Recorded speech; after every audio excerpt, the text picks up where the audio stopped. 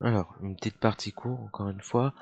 On a vu juste avant que quand on avait f de x, c'est pas clair.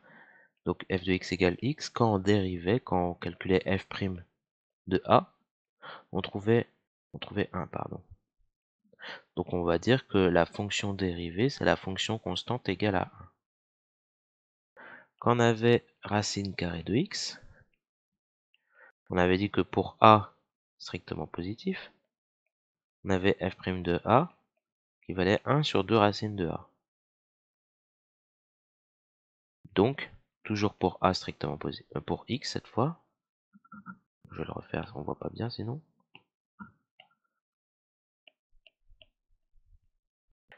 Donc pour x strictement positif, f' de x, c'était 1 sur 2 racines carrées de x. On a vu en exercice, et si c'est pas clair, je vous conseille de vous entraîner de nouveau. Donc f de x, pour x carré, f' de a, c'était 2a.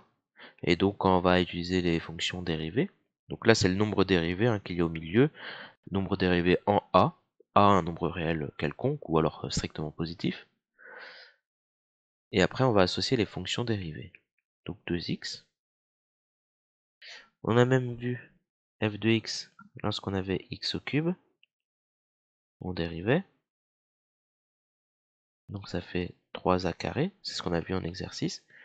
F' de x, c'était 3x carré. Bon. On peut aussi démontrer que si f de x c'est égal à une constante, par exemple 2, pourquoi pas, hein. Alors je vais calculer f de a plus h. Je vais pas refaire tous les calculs comme on a pu les faire. F de a plus h moins f de a sur h. Alors f de a plus h, c'est la fonction constante, ça vaut 2. F de a, c'est toujours la fonction constante égale à 2 pour f, hein, donc l'image de a c'est aussi 2 sur h. 0 sur h, ça fait 0. Limite de cette chose-là, quand h tend vers 0, étant donné que le résultat vaut 0, la limite quand h tend vers 0, ça ne dépend pas de h, donc ça reste tel quel. Ça tend vers 0. Donc autrement dit, f' de a, ça vaut 0. Et donc, on aura le nombre dérivé qui vaut 0, c'est-à-dire la fonction dérivée qui est la fonction constante égale à 0. Alors, d'un point de vue graphique, ça c'est évident. Donc la fonction constante égale à 2, égale à 3, égale à 4, vous pouvez faire les calculs avec n'importe quelle valeur, ce sera toujours la même chose. Quand j'ai une fonction constante, j'ai une droite horizontale, à peu près. Et donc quand vous regardez une tangente à cette droite, donc par exemple je prends cette tangente, la tangente à ce point-là, c'est tout simplement la même droite. Donc la tangente en ce point-là, c'est confondu avec la droite. Et le coefficient directeur, ça vaut 0. Le coefficient directeur, c'est le nombre dérivé. Donc en x, et donc f' de x, le coefficient directeur, ça vaut bien 0. On peut remarquer que pour la fonction identique, donc pour f de x qui valait x, c'est une fonction affine particulière. Ça vaut donc 0, 1, 1, 2, l'image de 2 c'est 2, etc. Donc c'est vraiment cette fonction très simple. Et qu'est-ce qui se passe quand on regarde le nombre dérivé?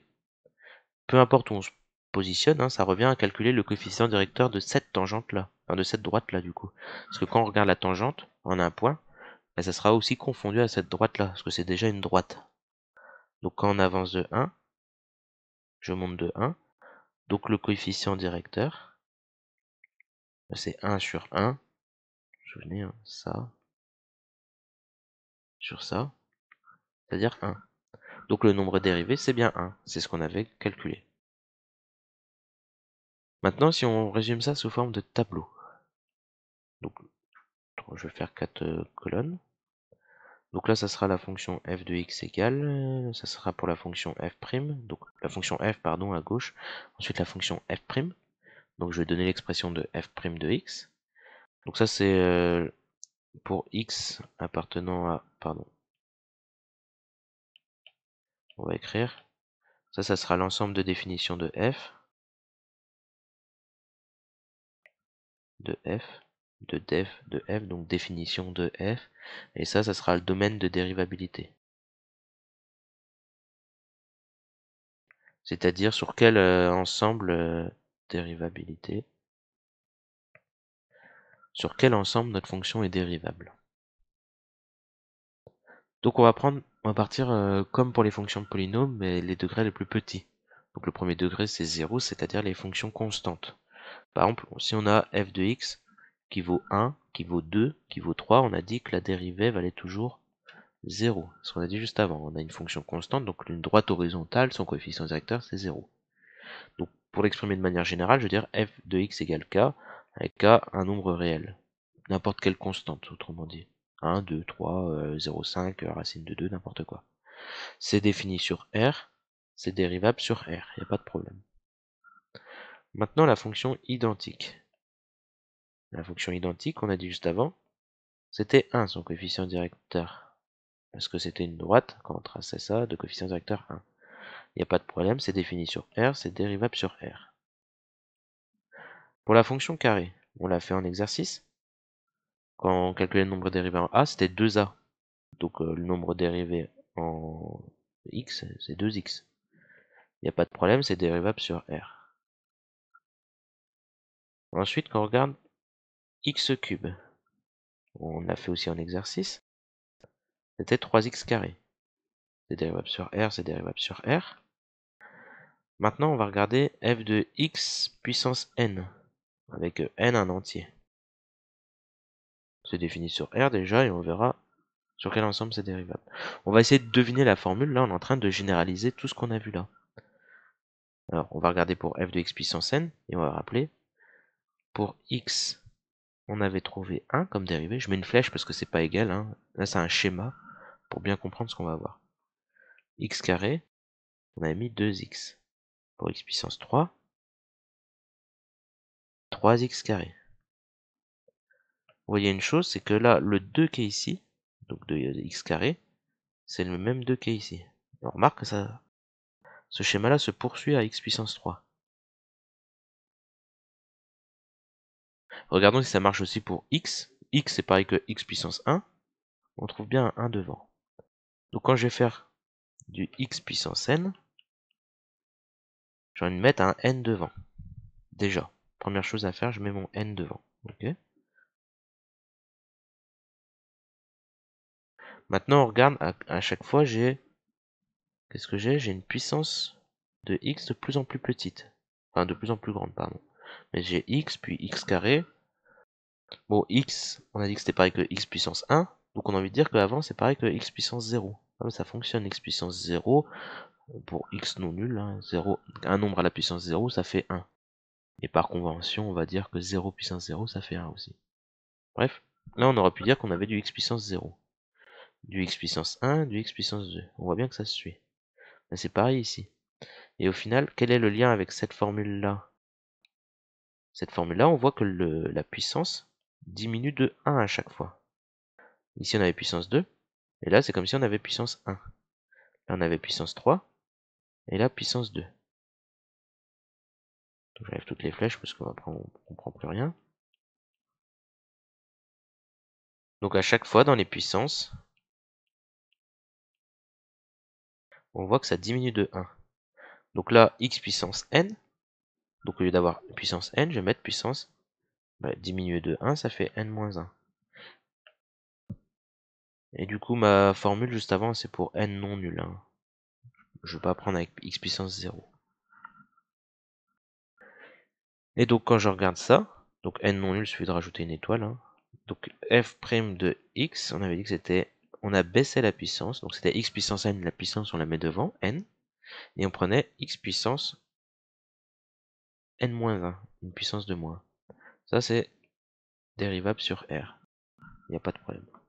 Maintenant, si on regarde la racine carrée. Racine carrée, déjà, c'est défini pour les nombres positifs. Ok. Et on a dit que quand on avait calculé f' de x, on avait trouvé 1 sur 2 racines de carré de x, sauf que ça, c'était valable pour x supérieur strictement à 0. Donc, ça va être la première fonction qu'on va voir pour laquelle c'est pas pareil, l'ensemble de définitions et le domaine de dérivabilité.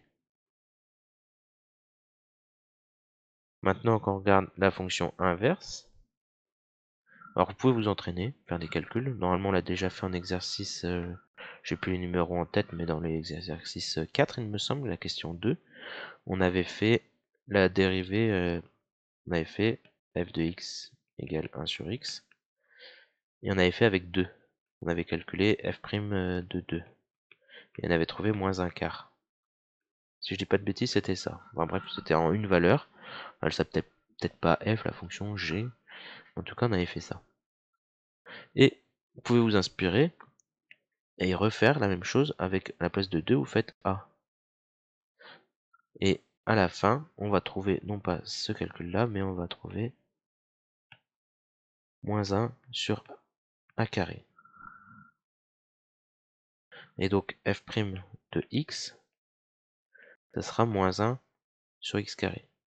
Alors, la fonction f, ici, elle est définie sur tous les nombres différents de 0. Et f, elle est dérivable, pareil, sur tous les nombres. Donc, on va prendre intervalle sur intervalle. Hein. Moins l'infini 0 et sur 0 plus l'infini.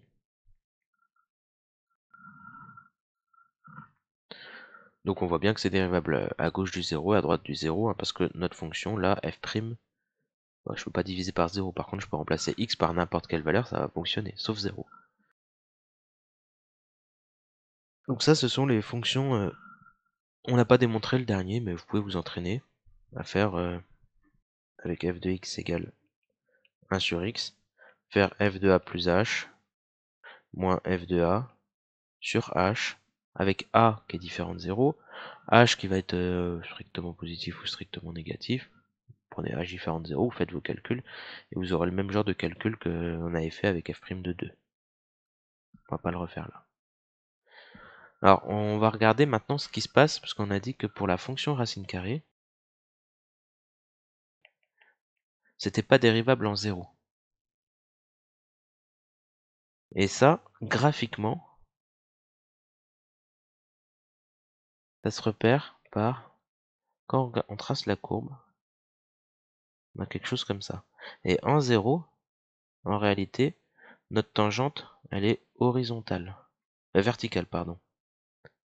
Quand on a une tangente verticale, il n'y a pas de coefficient directeur.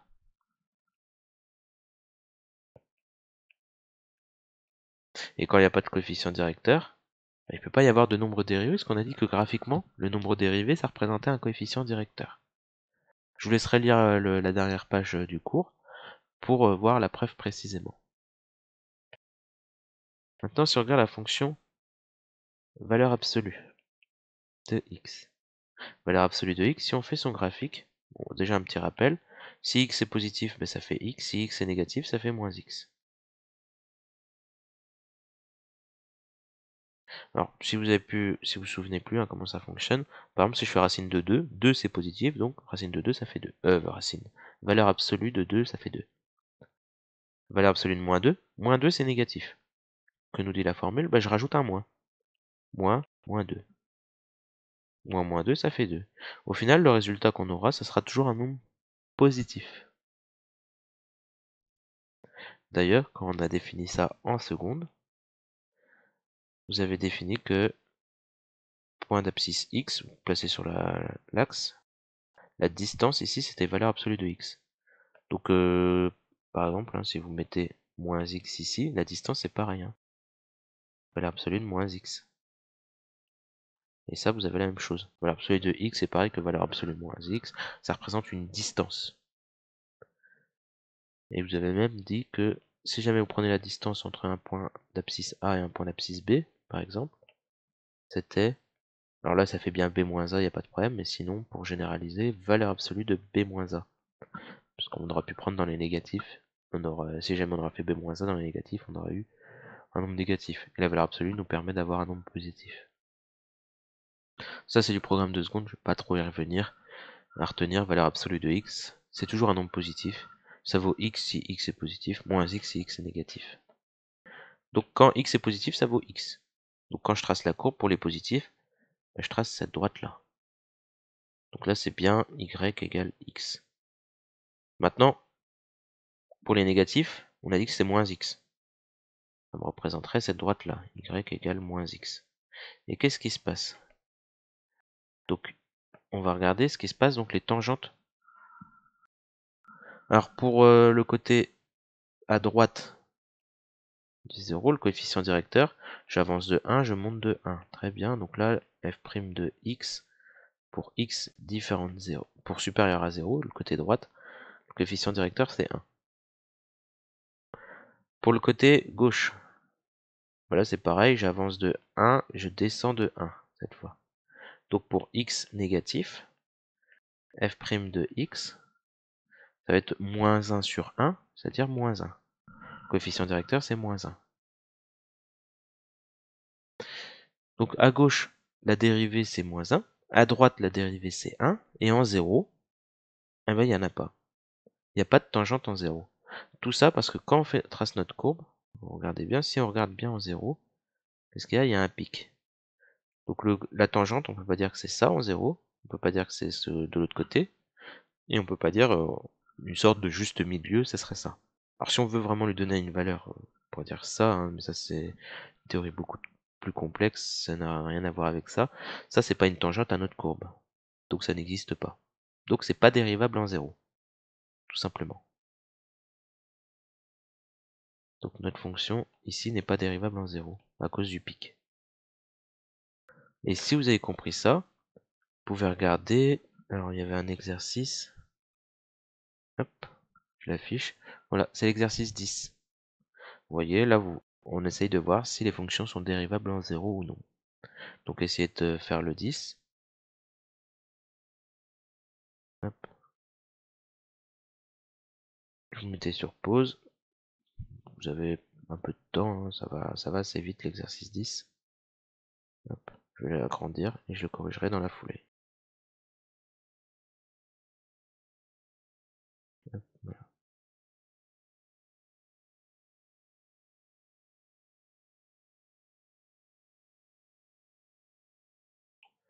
Alors, l'exercice 10, on regarde. Est-ce que la fonction ici, la première est dérivable en 0? On voit que là, il y a un pic, donc non. La deuxième, alors c'est une sorte de pic aussi, c'est pas le même, mais si on regarde le coefficient directeur, on pourrait dire que il n'y en a pas ici. Parce que la tangente est horizontale, comme pour la fonction racine carrée finalement. Donc là, non plus, c'est pas dérivable. Alors pour la troisième, ah, si je peux voir qu'en 0, j'ai bien une tangente avec un coefficient directeur. Coefficient directeur, ça sera peut-être de 2, quelque chose comme ça, je sais pas, on connaît pas. Mais là, oui, c'est dérivable en 0, parce que je peux tracer une tangente avec un coefficient directeur. La question 4, ah là, non, il n'y a pas de coefficient directeur, c'est même pas défini en 0. Donc il ne peut pas y avoir de coefficient directeur de tangente en 0 puisque c'est pas défini. Donc c'est pas bon.